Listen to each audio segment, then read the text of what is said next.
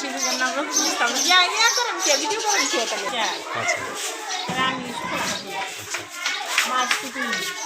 তাই আমি কি বলবো এলাকা আমি বললে তো আমি আর জানি তাই না 9টা 10টা এর দিকে 11টা বা 9টা 10টা 9টার দিকে আসে কটার দিকে আসে 10টা 9টা অভিযোগ হচ্ছে সম্পূর্ণ মিথ্যা। কিরকম মিথ্যা আপনি একটু সুন্দর করে ক্লিয়ারলি বলেন যেখানে আপনার তাদের বলেন তাদের এটা প্রমাণ করার জন্য তারা যে অভিযোগ দিচ্ছে ইসলাম এখানে যে আমি মোহাম্মদ রফিকুল ইসলাম প্রধান শিক্ষক পাড়াতে সরকারি প্রাথমিক এখানে যে অভিযোগগুলো আনছে আজগর আলী মুশারফ হোসেন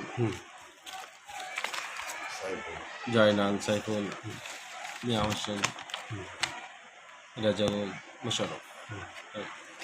7জন এখানে আমি বারাকপুর যুদ্ধ হয়েছে সরকার প্রাথমিক 2018 সাল থেকে চলতি দায়িত্বে পালন করতেছে। এখানে আমার বাড়ি বহুদূর ওই কিছু দূরে এখানে আমার আপনজন কেউ নেই। এখানে সূত্রমূলক অনেকেই করতে পারে। এখানে যে প্রধান শিক্ষক ছিল ভারপ্রাপ্ত মোহাম্মদ আব্দুর রাজ্জাক এই জমিদাতা তার বাবা তার বাবি ছিল তার বউ ছিল ছিল এখানে চাকরি করছে হয়তো বা সূত্রমূলক তারা এগুলি করতে পারে করবে স্বাভাবিক অভিযোগ যে কেউ দিতেই পারে স্বাভাবিক দিতেই পারবে এই জন্য যে আমার ম্যানেজিং কমিটি আছে আমার শিক্ষা অফিসাররা আছে অন্যান্যরা আছে তাদের কাছ থেকে জানবেন যে না এটা আপনারা হয়তো বা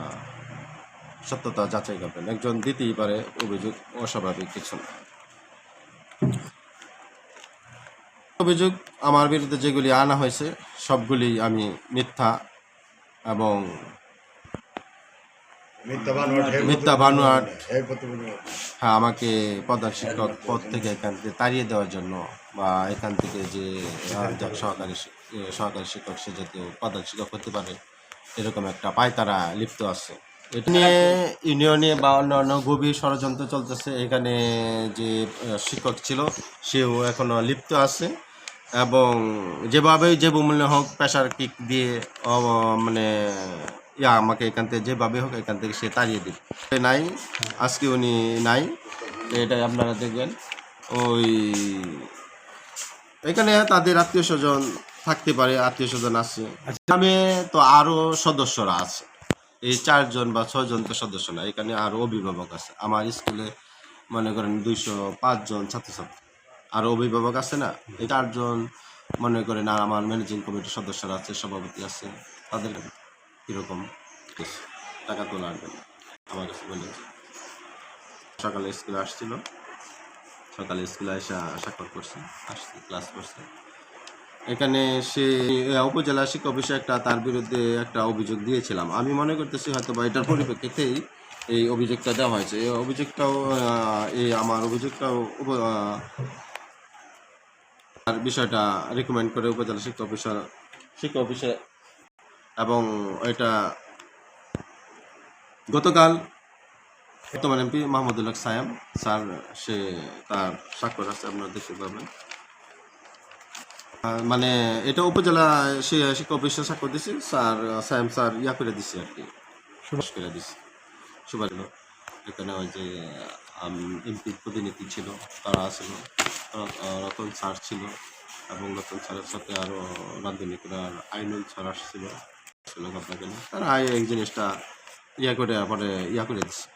সমাধান করে দিচ্ছে মিটমাট করে দিচ্ছে আচ্ছা ঠিক আছে যাওয়া হয়েছে না হয়েছে এখানে যাতে ভবিষ্যতে এরকম না হয় সময় চালায় না সবাই মিলে স্কুলে 205 জন ছাত্রছাত্রী আছে শহীদ মিনারটা খুব অবহেলিত একটা শহীদ মিনার আপনি স্কুলে একটা অথচ শহীদদের নামেরই একটি স্কুল এখানে হচ্ছে শহীদরা তার বীর মুক্তিযোদ্ধা স্কুলটাকে জায়গাটাকে দান করে গেছেন এবং এই স্কুলে শহীদ মিনারটার একটা বেহাল অবস্থা এটা খসে খসে টাইলসগুলি পড়ে যাচ্ছে এই বিষয়টা কি আসলে এখানে আসলে এইখানে 9 জন বীর মুক্তিযোদ্ধাদের নামে স্কুলটা করা হয়েছে এর আগে স্কুলটা ছিল কমিউনিটি স্কুল স্বীকৃতি আসছে গ্যাটেশন আসছে আর সহকারী শিক্ষক যে রাজ্জাক ছিল তারও গ্যাটেশন আসছে সহকারী শিক্ষক পদে তার প্রধান শিক্ষক পদে আসে নাই বা ওই উপজেলা তাদের ওই ক্যাটাগরিতে টিকে নাই অন্য অন্য যে রেজিস্টার স্কুলের শিক্ষকরা ছিল তারা কিন্তু ঠিকই হেডমাস্টার হইতে পারছে তাদের স্মরণে হয়েছে। এখানে বিএনপির আমলে প্রিন্সিপাল এটা করে দিয়েছে। যাই হোক, তাদের নামটিও তো, তাদের নামটি কিন্তু মুছে গেছে, আপনারা দেখতে পাচ্ছেন, আমরা দেখে আসছি যে তাদের এখানে আমি বলি শুনেন, এখানে আর কোনো সংস্কার করে না, এটা স্কুলের অন্তর্ভুক্ত আবার অন্তর্ভুক্ত না, কারণ স্কুলের আমি যে স্লিপ বাজেট আছে এখানে মনে করেন এখানে স্কুলে একটা বরাদ্দ থাকে, স্লিপ থাকে বা বিভিন্ন রকম ফান্ডের টাকা থাকে স্কুল টুকটাক কাজ করার জন্য, তাতে শহীদ মিনারটার প্রতি এরকম অবহেলিত, শহীদ মিনারটার প্রতি এখানে স্কুলের কাজ থাকে, শহীদ মিনারটা করার জন্য তো আমাকে বরাদ্দ দেওয়া হয় না, বা আমি উপজেলা এটা নিয়ে কথা বলছি স্যার। আপনি কোনো আবেদন করছেন লিখিতভাবে শহীদ মিনারটা সংস্কার করার জন্য? অনেক আবেদন করছি, অনেক আবেদন এমপি মহোদয়ের আছে, আপনারা দেখতে পাবেন, আগে উপজেলা চেয়ারম্যানের কাছে আবেদন সংস্কারের জন্য, এবং ওই যে ইউনিয়ন পরিষদের চেয়ারম্যানের কাছেও করা হয়েছিল, এবং হলে স্লিপে বরাদ্দ দিয়ে এটা করা যায় না আসলে, এটা মনে করেন বড় ধরনের বাজেট, এটা স্লিপের যে বাজেট আমরা অন্যান্য স্কুল অবকাঠামোর জন্য করা হয়, এটা তো বড় ধরনের বাজেট, ব্যতিক্রম তবে অন্যভাবে আপনি এটা করেন, এটা তো আসলে স্লিপ থেকে, এটা স্লিপে তো একটা অনুদানই, এটা অনুদান, একটা অনুদান। কত টাকা পাইছিলেন? এখানে একটা 34,000 টাকা পাইছি, আর একটা অনুদান আমি এই যে কিছুদিনের মাঝে বিল বাউচার দিব, তখন পাওয়া যায় 70,000 টাকা আসে। এখানে অন্য বেড একটা মনে করেন আমরা আরও কম পাই। তাহলে এই 70,000 টাকা আপনি কোথায় কোথায় ব্যয় করছেন? না, 70,000 টাকা তো ব্যয় করি নাই, তো অর্থ চলমান প্রক্রিয়া। হ্যাঁ, চলমান প্রক্রিয়া, এটা 23 আর 24 অর্থ বছরে পাচ্ছি 70,000 টাকা স্কুলে কাজ করা হচ্ছে। গত বছর এই 70,000 কি কি কাজ করছেন? ওই যে স্লিপ পরিকল্পনা যা যা ছিল সবগুলি আমি করছি, প্ল্যান ছিল, স্লিপের একটা আমাদের প্ল্যান ছিল, প্ল্যান অনুযায়ী কাজ করে, প্ল্যান অনুযায়ী করেছে, এটা একটু মহোদয় এটা অনুমোদন করে দিয়ে, সভাপতি অনুমোদন করে দিয়ে, এই কারণে আমি ম্যানেজিং কমিটি এগুলি উত্থাপন করে পাশ করে তারপর উপজেলাতে নিয়ে, তারপর আবার টাকা প্রাপ্তির পর আমি তাদের হিসাব মানে দিই, এটাও আমরা দেখতে পাবেন।